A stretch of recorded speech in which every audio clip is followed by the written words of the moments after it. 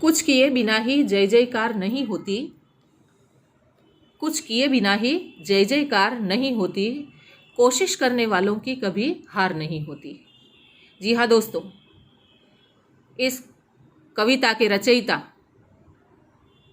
कवि श्री हरिवंश राय बच्चन हैं। आज हम हरिवंश राय बच्चन की कविता जो बीत गई सो बात गई के बारे में पढ़ेंगे। इस कविता में कवि ने बीती बातें भूलकर भविष्य के बारे में सोचने की बात बताई है। मनुष्य को बीती हुई बातें बहुत याद आती है। इन बातों को याद करके वह दुखी हो जाता है, पछताता है, कभी मानसिक टेंशन में आ जाता है वह। इस कविता के माध्यम से कवि ने हमें यह संदेश दिया है कि जो बीत गया है उसके बारे में सोचना और दुख करना व्यर्थ है। इसीलिए इस कविता का शीर्षक जो बीत गई सो बात गई लिखा है। कहावत में भी यह शीर्षक पूछा जाता है, तो कहावत का अर्थ भी हम यही लिखेंगे कि जो बातें जीवन में बीत चुकी है उसे याद करना नहीं चाहिए, उसे भूल जाना चाहिए। बहुत ही सुंदर कविता है यह, आशावादी कविता है। आइए हम इसके अर्थ को समझते हैं। शब्दों के नीचे लाइन की है, उसके समानार्थी शब्द ध्यान रखना, शब्द समूह ध्यान रखना। एक एक वाक्य के प्रश्नोत्तर इसमें आते रहेंगे, उसको ध्यान से सुनना। जो बीत गई सो बात गई। जीवन में एक सितारा था, माना वह बेहद प्यारा था। वह डूब गया तो डूब गया, अंबर के आनन को देखो। कितने इसके तारे टूटे, कितने इसके प्यारे छूटे। जो छूट गए फिर कहाँ मिले, पर बोलो टूटे तारों पर कब अंबर शोक मनाता है। जो बीत गई सो बात गई। कवि ने सबसे पहले सितारे का उदाहरण दिया है, आकाश का उदाहरण दिया है। कवि कहते हैं कि जो बीत गई सो बात गई। जो हमारे ऊपर बीत चुकी है सो वह बेहद अधिक, और जिसकी हद न हो, शब्द समूह के लिए पूछा जाए तो जिसकी हद न हो उसे बेहद कहते हैं, और अर्थ के माध्यम से पूछा जाए तो अत्यधिक। डूब गया, अस्त होना, दिखाई न देना। अंबर, आकाश। आनन, मुख। अंबर और आनन ये समानार्थी शब्दों में खास पूछे जाने वाले शब्द हैं। देखिए पहले लाइन में कवि क्या कहते हैं, जो बीत गई सो बात गई। जो तुम पर बीत चुकी है वह बात हमेशा के लिए समाप्त हो गई है। जो समय चला गया है वो वापस नहीं आएगा। जो बातें बीत गई है उसे याद नहीं करना चाहिए। जीवन में एक सितारा था। कवि कहते हैं कि तुम्हारे जीवन में कोई ऐसा था जो सितारे की तरह था, तारे की तरह था, प्रिय था। माना वह बेहद प्यारा था। माना वो तुम्हें बहुत प्यारा था, तुम उसे बहुत चाहते थे। जीवन में कोई ऐसा था जो तारे की भांति चमक रहा था, बहुत प्यारा था आपको वह, और तुम भी उसे बहुत चाहते थे। वह डूब गया तो डूब गया। तारे की तरह चमकता हुआ वह व्यक्ति अगर डूब गया है, गुजर चुका है, मर गया है, चला गया है, तो डूब जाने दो, चले जाने दो। कोई प्रिय व्यक्ति आपके जीवन में आया है और अचानक उसकी मृत्यु हो गई, तो आप उसके पीछे इतना शोक ना करो। अगर वो आपको छोड़कर चला गया है तो जाने दो। अंबर के आनंद को देखो। अंबर, आकाश, जरा आकाश के चेहरे को तो देखो, कितने इसके तारे टूटे। अब तक जाने कितने तारे टूट चुके हैं, कितने इसके प्यारे छूटे। वो तारे प्रिय थे, प्यारे थे, टूट गए, आकाश से जुदा हो गए। वो जो छूट गए फिर कहाँ मिले।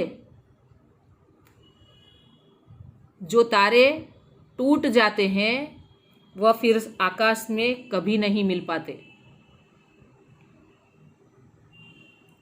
पर बोलो टूटे तारों पर कब अंबर शोक मनाता है।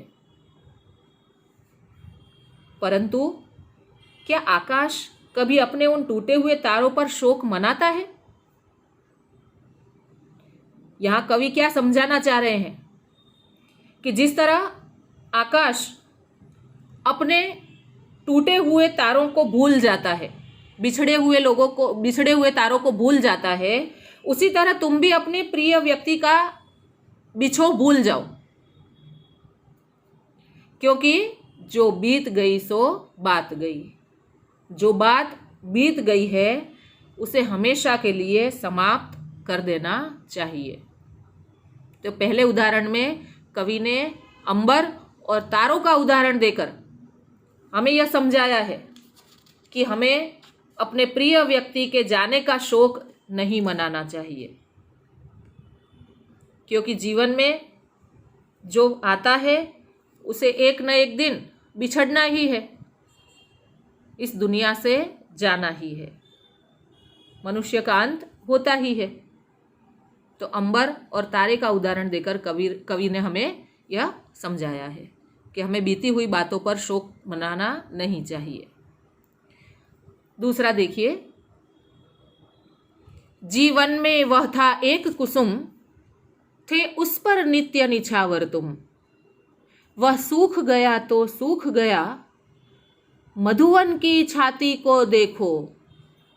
सूखी कितनी इसकी कलियां, मुरझाई कितनी बल्लरियां। जो मुरझाई फिर कहाँ खिली, पर बोलो सूखे फूलों पर कब मधुवन शोर मचाता है। जो बीत गई सो बात गई। कवि ने दूसरा दृष्टांत दिया है कुसुम का। कुसुम फूल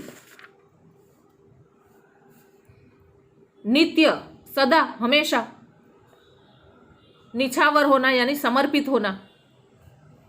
मधुवन उपवन या बगीचा।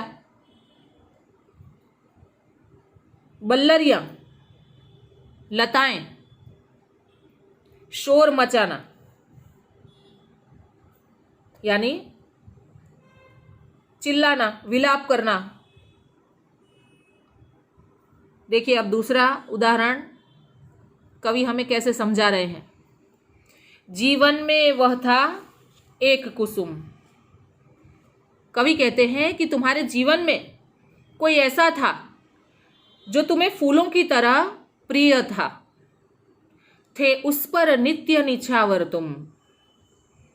तुम हमेशा उस पर निछावर होते थे। तुम उसकी खुशी में खुश होते थे। जीवन में कोई फूल की तरह था जिसको आप बहुत चाहते थे, हमेशा उस पर अपने आप को निछावर करते थे। वह सूख गया तो सूख गया। अगर आपके जीवन का वह प्रिय फूल सूख गया तो सूख जाने दो, वह मुरझा गया है तो मुरझा जाने दो। मधुवन की छाती को देखो, जरा बगीचे के मजबूत सीने को तो देखो। सूखी कितनी इसकी कलियां। अब तक मधुवन में कितनी ही कलियां सूख चुकी है। मुरझाई कितनी बल्लरियां, कितनी लताएं मुरझा चुकी है। जो मुरझाई फिर कहाँ खिली। अगर एक बार जो कली मुरझा जाती है वो फिर से खिलती नहीं है। पर बोलो सूखे फूलों पर कब मधुवन शोर मचाता है। तो क्या मधुवन अपने सूखे हुए फूलों पर कभी रोता है? जो बीत गई सो बात गई।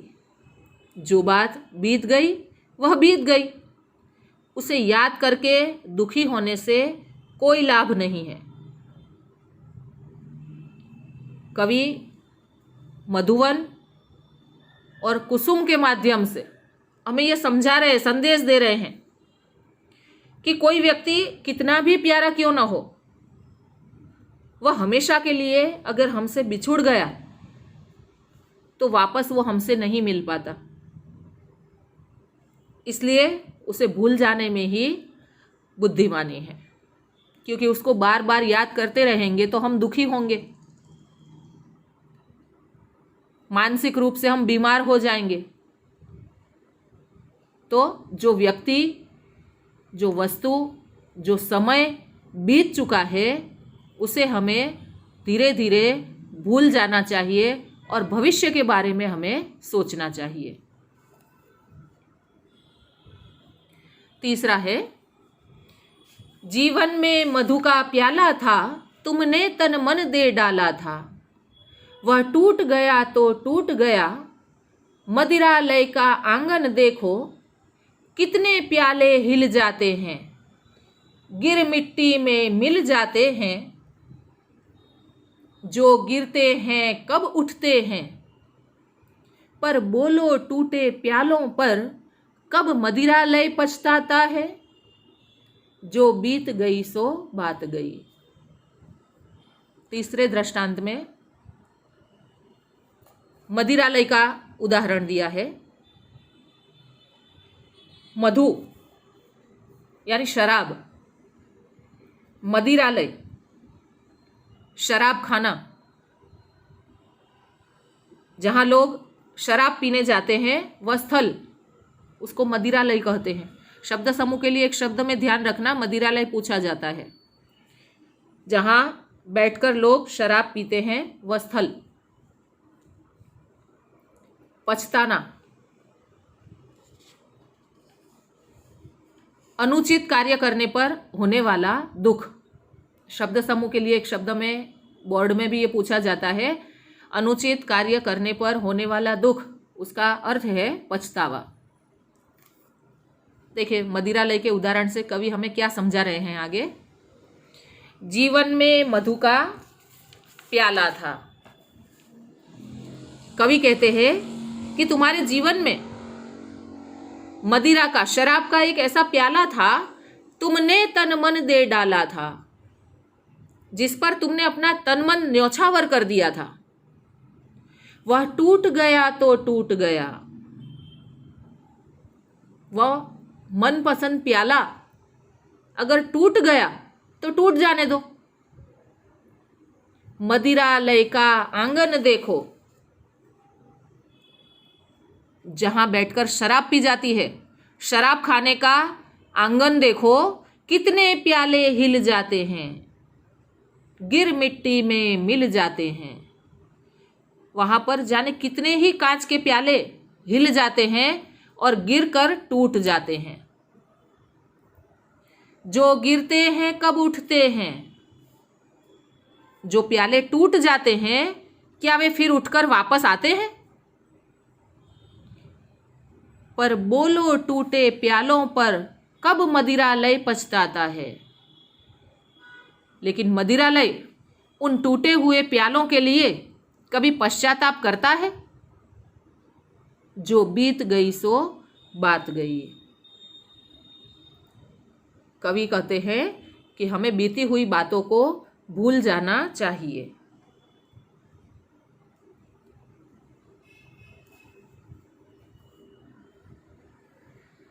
चौथा देखिए, मृदु मिट्टी के हैं बने हुए, मधुघट फूटा ही करते हैं। लघु जीवन लेकर आए हैं, प्याले टूटा ही करते हैं।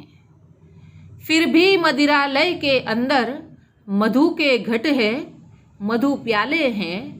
जो मादकता के मारे हैं, वे मधु ही लूटा करते हैं। वह कच्चा पीने वाला है, जिसकी ममता घट प्यालों पर। जो सच्चे मधु से जला हुआ, कब रोता है चिल्लाता है। जो बीत गई सो बात गई। देखिए, चौथे दृष्टांत में मधुघट की बात की है। शब्दार्थ देखना पहले। मृदु यानी कोमल, समानार्थी शब्द में ये खास पूछा जाता है।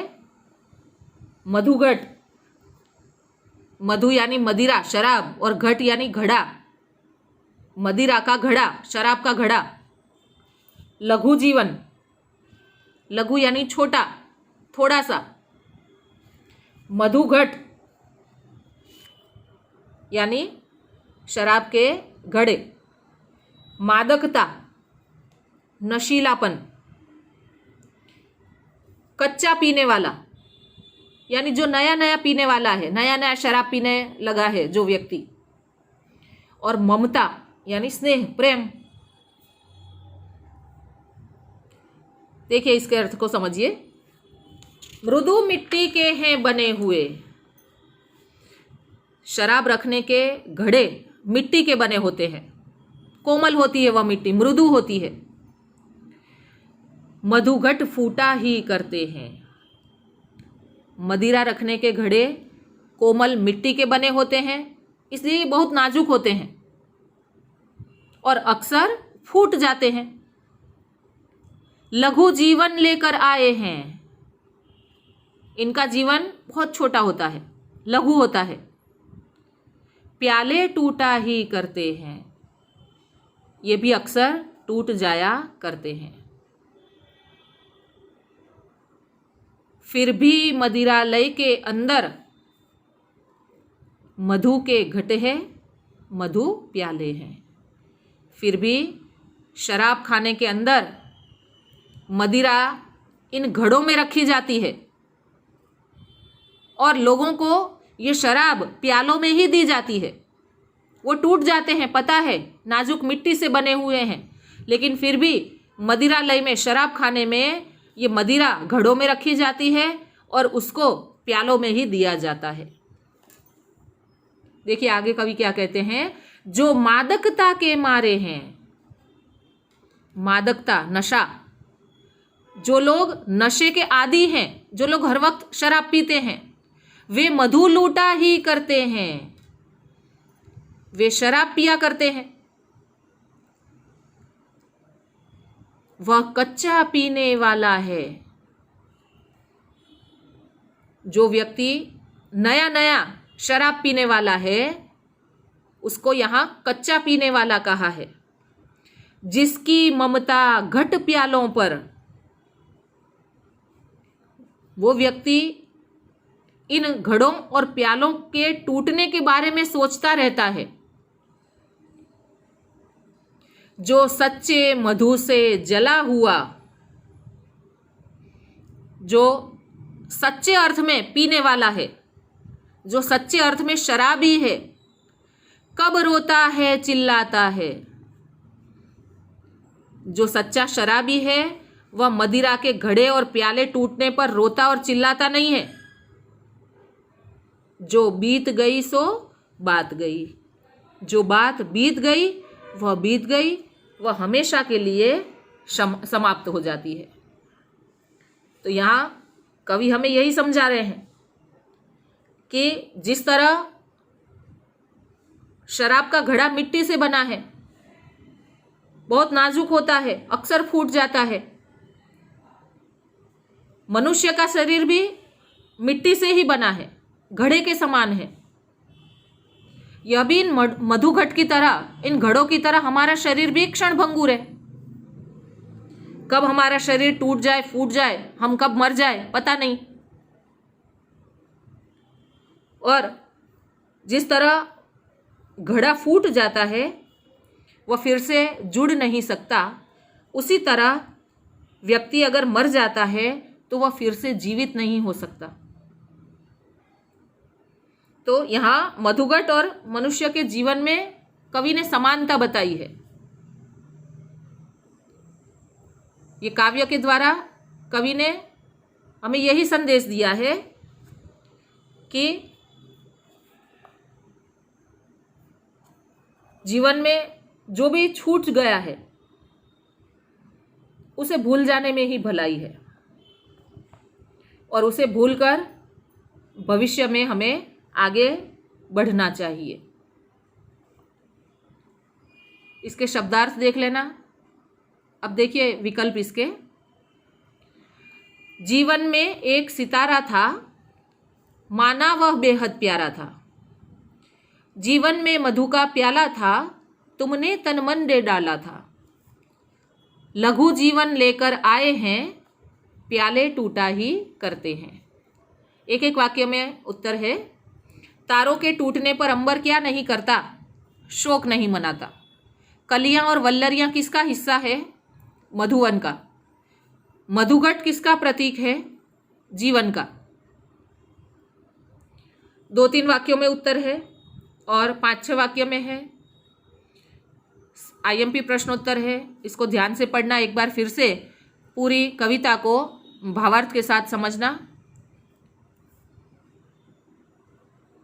अस्तु, थैंक यू।